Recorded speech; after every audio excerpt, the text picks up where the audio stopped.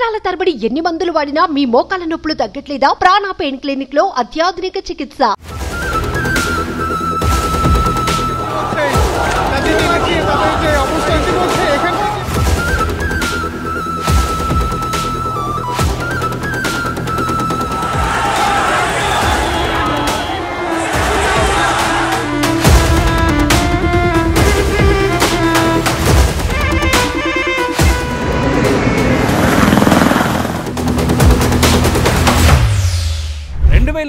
నుంచి బంగ్లాదేశ్ను పాలిస్తున్న ఆ దేశ ప్రధాని షేక్ హసీనాకు ఊహించని పరాభవం. బంగ్లాదేశ్ వ్యవస్థాపక అధ్యక్షుడి కూతురు అయిన షేక్ హసీనా ప్రపంచంలో అత్యంత ఎక్కువ కాలం ప్రభుత్వ అధినేతగా వ్యవహరించిన మహిళగా పేరొందిన షేక్ హసీనా పారిపోయారు. అవును, మీరు విన్నది నిజమే. ప్రాణభయంతో ఆమె దేశం విడిచి పారిపోయారు. ఈ ఏడాది జనవరిలో 4వసారి అధికారం చేపట్టిన ఆమె దేశం విడిచి పారిపోవాల్సిన పరిస్థితి ఎందుకు వచ్చింది? ఉవ్వెత్తున ఎగిసిపడిన నిరసన జ్వాలలకు సొంత సైన్యమే ప్రధానికి డెడ్లైన్ ఎందుకు పెట్టింది? ఆమె పారిపోయి మన ఇండియాకే ఎందుకు వచ్చారు? షేక్ హసీనా పారిపోవడంతో భారత్పై ఎటువంటి ప్రభావం పడబోతోంది? Let's watch this story.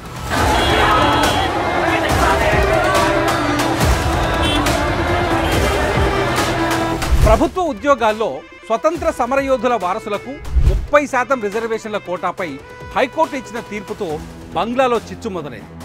ఈ కోటాపై భగ్గుమన్న యువత ఆందోళనలు, నిరసనలతో కథం తొక్కింది. చివరకు ఆందోళనకారులకు, అధికార పార్టీ మద్దతుదారులకు మధ్య ఆదివారం జరిగిన ఘర్షణలు హింసాత్మకంగా మారాయి.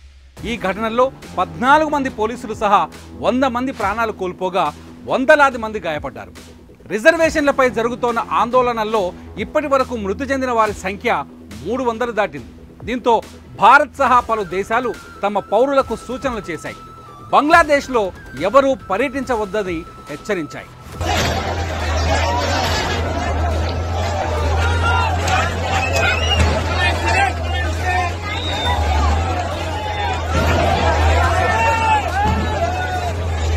బంగ్లాదేశ్లో రిజర్వేషన్లకు వ్యతిరేకంగా గత నెలలో నిరసనలు మొదలు కాగా దేశవ్యాప్తంగా నిరవధిక కర్ఫ్యూను విధించడం ఇదే తొలిసారి. వాట్సాప్, ఫేస్బుక్, ఇన్స్టాగ్రామ్ వంటి సోషల్ మీడియా పైన ఆంక్షలు విధించారు. 4G సేవలను నిలిపేశారు. బంగ్లాదేశ్లో జరుగుతున్న హింసాత్మక ఘటనల నేపథ్యంలో మన కేంద్రం కూడా అప్రమత్తమైంది. బంగ్లాదేశ్లో ఉన్న భారతీయ విద్యార్థులు, పౌరులు తమను సంప్రదించాలని అక్కడ ఉన్న భారత రాయబార కార్యాలయం సూచించింది. ఫోన్ నంబర్లను కూడా అందుబాటులో ఉంచింది. విద్యార్థులు, భారత పౌరులు అందరూ తమతో టచ్లో ఉండాలని భారత అధికారులు విజ్ఞప్తి చేస్తున్నారు. నెల రోజులుగా బంగ్లాదేశ్ వీధులు నిరసనలతో ఘోరెత్తిపోతున్నాయి. ఢాకాలో లాంగ్ మార్చ్కు సిద్ధమవుతున్న నేపథ్యంలో దేశవ్యాప్తంగా నిరవధిక కర్ఫ్యూ విధించిన పరిస్థితి చక్కబడలేదు. ప్రధానమంత్రి పదవి నుంచి షేక్ హసీనా దిగిపోవాలని ఆందోళనకారులు డిమాండ్లతో దద్దరిల్లిపోతోంది ఢాకా. ప్రభుత్వ ఆస్తులు, కార్యాలయాలు ధ్వంసమయ్యాయి. నిరసనకారులు పలు చోట్ల వాహనాలను తగలబెట్టారు. ముఖ్యంగా రాజధాని ఢాకా ప్రాంతంలో అల్లర్లతో అట్టుడుపుతోంది ఆ ప్రదేశం. పలు చోట్ల అధికార పార్టీ కార్యకర్తలు, విద్యార్థి సంఘాల మధ్యన గొడవలు జరిగాయి. ప్రధానమంత్రి షేక్ హసీనా రాజీనామా చేయాలంటూ విద్యార్థుల డిమాండ్తో హోరెత్తింది. నిరసనలను అణగదొక్కేందుకు పోలీసులు టీయర్ గ్యాస్, స్టన్ గ్రెనేడ్లు కూడా ప్రయోగించిన నిరసన ధ్వని సన్నగిల్లకపోవడంతో బంగ్లాదేశ్ ప్రధాని షేక్ హసీనా వెనుదిరిగింది.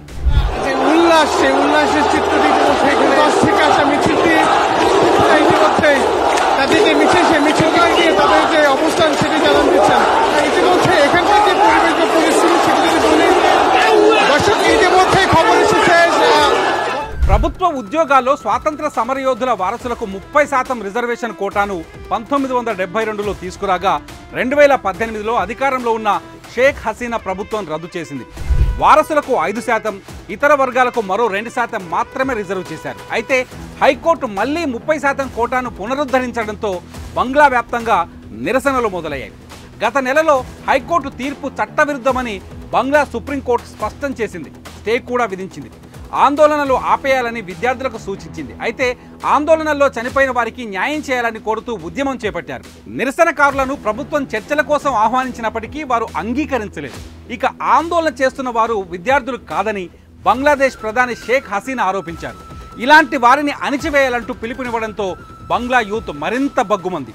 ఆదివారం చెలరేగిన అల్లర్లలో 100 మందికి పైగా చనిపోయారు. హింసలో ఇప్పటి వరకు 300 మందికి పైగా ప్రాణాలు కోల్పోయారు.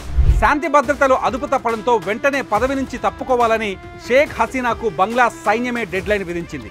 సైన్యం ఇచ్చిన 45 నిమిషాల గడువులోపే ఆమె తన పదవికి రాజీనామా చేశారు. రాజీనామా ప్రకటనకు ముందు షేక్ హసీనా ఢాకా ప్యాలెస్ నుంచి తన సోదరి గణభవన్తో కలిసి సురక్షిత ప్రదేశానికి బయలుదేరినట్లు సమాచారం. బంగ్లాదేశ్ నుంచి పారిపోయిన షేక్ హసీనాకు భారత్లో ఆశ్రయం లభించింది. ఇక్కడే ఆమె సురక్షితంగా ఉండగలననే నమ్మకంతో వచ్చినట్లు తెలుస్తోంది. హసీనా ఢాకా నుంచి అగర్తలాకు పయనమైనట్లు తెలుస్తోంది.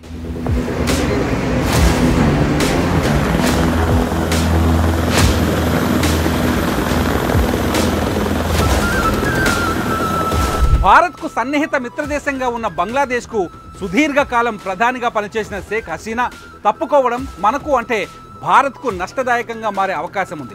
ఎందుకంటే భారత్కు తూర్పున ఉన్న బంగ్లాదేశ్లో ఇప్పటికే పరిస్థితులు శృతిమించుతున్నాయి.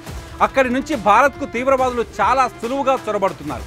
వీరిని అదుపు చేసేందుకు హసీనా సర్కార్ ప్రయత్నిస్తూనే ఉంది. అంతలోపే ఆమెకు స్వదేశంలో ఇబ్బందికర పరిస్థితులు ఎదురుకావడంతో పదవి నుంచి తప్పుకున్నారు. భారత్కు అనుకూల నేతగా పేరున్న షేక్ హసీనా బంగ్లాదేశ్ ప్రధాని పదవికి రాజీనామా చేయడంతో ఇప్పుడు ఆ స్థానంలో ఆమె ప్రత్యర్థులు లేదా ఆర్మీ గద్దెనెక్కడం ఖాయం. అదే జరిగితే భారత్తో ఇప్పటి వరకు ఉన్న సన్నిహిత సంబంధాలు కొనసాగే అవకాశాలు తగ్గిపోతాయి. అలాగే భారత్తో ఇప్పటి వరకు బంగ్లాదేశ్కున్న సంబంధాలకు బ్రేక్ పడటం ఖాయం.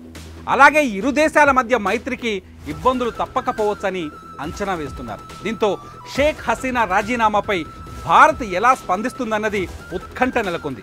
బంగ్లా పరిస్థితులు ఇప్పటికైనా చక్కబడుతాయా? మనకు బంగ్లాకు ఉన్న సత్సంబంధాలు ఇక మీదట కొనసాగుతాయా? వేచి చూద్దాం.